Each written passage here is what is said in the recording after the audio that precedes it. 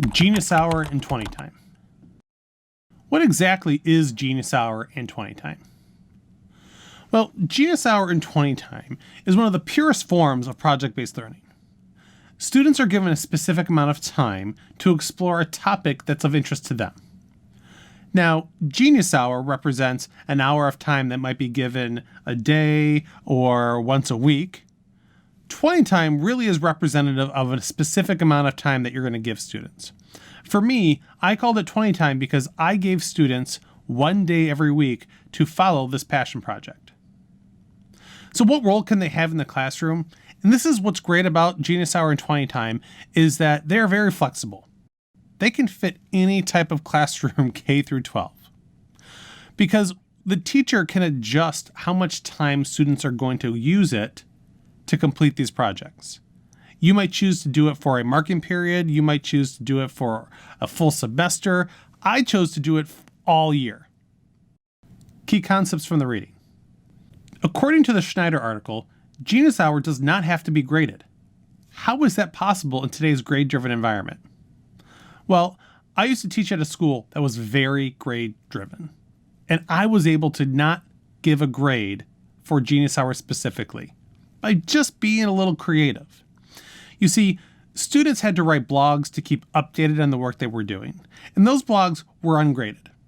And by ungraded, I mean it was sort of pass-fail. They either got 1 point for doing it, or it stayed blank until they accomplished that post that they needed to do.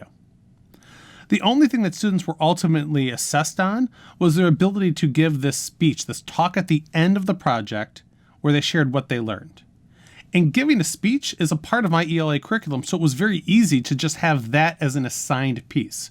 What they were researching and what they wanted to learn was not the focus of any type of assessment. For older students, Genius Hour can allow them to explore areas of interest that can inform college choices and beyond. In the Will article, reflection is mentioned as an important part of the process. Students need to be taught how to think about what they did and process that to better inform decisions later. It is not a skill that everybody is just born with and can use. That's why the blog writing was so important to me in my class, because it helped aid in reflection. The freedom of choice can be daunting to students who have never been asked about what they want to learn. These students had figured out school and are not equipped to handle these type of educational freedoms. A great example is a student of mine who was brought to tears because she couldn't think of a topic that she wanted to explore and came to me and said, "Please just tell me what to do so I can do it." It was heartbreaking. But after some conversation with her, asking her about what type of things she likes to do and what type of times that she likes to spend with friends and things like that, I found out that she really liked music. And she created this whole blog and website where she reviewed music.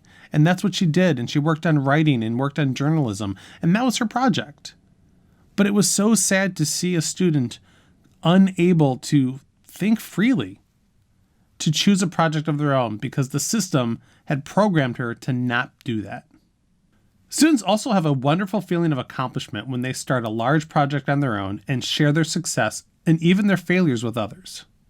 And that's what we want students to do, is to take ownership of their learning. Because ultimately, if they don't have a want to learn, they won't learn. And we need to create lifelong learners. Whatever it is that they want to learn, they have to feel comfortable exploring and learning that without the guidance of a teacher. Case study. I implemented 20 time in my classroom for a full year. Students were able to choose the project in September, and they had all the way through May to learn it, write about it, explore it. And at the end, they needed to give a TED-style talk to share what they learned. Not what they did, but what they learned, because what you learned through the process could be very different from what you did. I started off with the idea that they would give a TED-like talk. Well, after working through some channels and figuring out how to do it, I was approved to actually host a TEDx event at my school for 2 years. Those TEDx events were a showcase of these students and their talks based on what they learned through Genius Hour. Here are 3 stories I want to share with you. The first one is about exploring future college choices and job options. That's all about Jacob and his boat. You see, Jacob was in my English class and he decided that he wanted to build a boat. And I said, okay, Jacob, who's going to be your mentor for this? Who's going to help you build a boat? And he said, well, my grandpa's pretty good with tools. He can help me build a boat. I said, oh, he's good with tools? And he said, yeah, he used to work for NASA. I laughed because I'm sure this man has an advanced degree and possibly a doctorate or two to work at NASA, and he's being described as the grandpa that's good with tools. I told him to give his grandpa a little bit more credit when he talks about him. So Jacob spent his entire year building this boat, and I promised Jacob, I said, Jacob, if you build this boat, I will get in that boat with you, and you can row around the water, and that's my promise. And the kids were like, woo, that's a big deal. Because my little secret is that I never learned to swim. And so when I told the kids that I would get in that boat, the kids were like, wow, Mr. P's not kidding. That's serious. Don't drown Mr. P, they said. So you fast forward to the end of the year, and Jacob's giving his talk. And Jacob didn't emphasize on the math that was involved or the science that was involved in building a boat. He focused on the value of listening to your grandparents and to elders in general. What was so powerful about his talk was this story. Jacob wanted to give up many times. He was frustrated, the boat wasn't doing what it was supposed to do, and he wanted to quit. His grandpa refused. His grandpa told him a story about how he, when he was at NASA, gave up on the moon landing. He didn't think it was going to happen. They were having trouble launching rockets and all of those things. He asked for a transfer. And when it came to it, he wasn't in the room when they landed on the moon. His impatience had him miss out being part of history. Jacob tells that story as how we have these amazing lessons to learn from all of the people around us and that we need to take the time to listen to them. The next school year, Jacob stops by my class and says, hey, I finally finished the boat. Will you come out in the water with me? And I said, absolutely. His mom and dad were there. Mom was crying. She was taking pictures. I got into the boat. Here's a picture of that. Look at me all white-knuckled holding on. It was amazing. And he was so proud of what he created. Just this past year, I received an email from Jacob. He was applying to the engineering school at the University of Michigan. And he had to write an essay. And his essay was entitled, Why I Want to Be an Engineer is Because of My High School English Class. Such a powerful story for me as a teacher and for all of us that teach. When we hear those type of things, they make us smile and we save those emails on a folder for those rough days.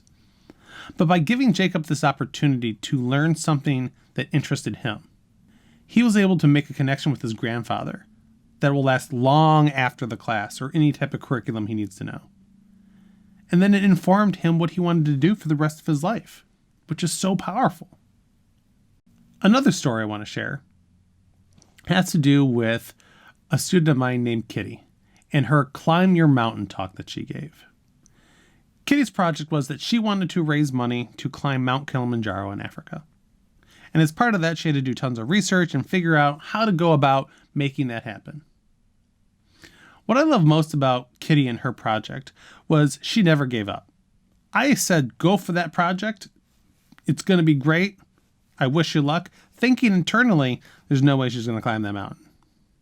After a full school year of busting her butt, raising money, hosting a Climb Your Own Mountain Day where she made shirts and sold them and encouraged kids to tackle those big things that they think are not possible, Kitty had to go first for our TED Talks because she had to jump on a plane to Florida to jump on a plane to climb Mount Kilimanjaro. She did this entire project thinking she was going to do it despite nobody believing in her. And the next year when I saw her and I had lunch with her, I said, hey, I got to see pictures. How's it going? I said, Kitty, I have to be honest. I didn't think you were going to be able to do it. And she says, I know. No one did. That's why I did it. And she shared this really powerful story about how important it is to overcome any obstacle and don't let people stand in your way to accomplish what you want to do. She went and did relief aid work at the mountaintop. Well, not the top, the base. But she did the work, and that's what brought her there. And that's such a beautiful story. That's something that she's going to carry with her for the rest of her life and share with friends and family. The last one I'm going to let this student share in her own words how important this was. This is Alexandra, and she's talking about her experience with an eating disorder. It is so powerful for a student to be able to explore something so meaningful and then to be able to share that on the public stage, to get up in front of people and then have this video shared on TEDx's YouTube channel for people to see from all over the world. This is an amount of bravery I know I did not have in high school.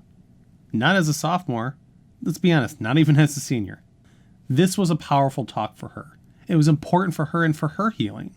And when you give students an opportunity to create and to share and to learn, they will do amazing things.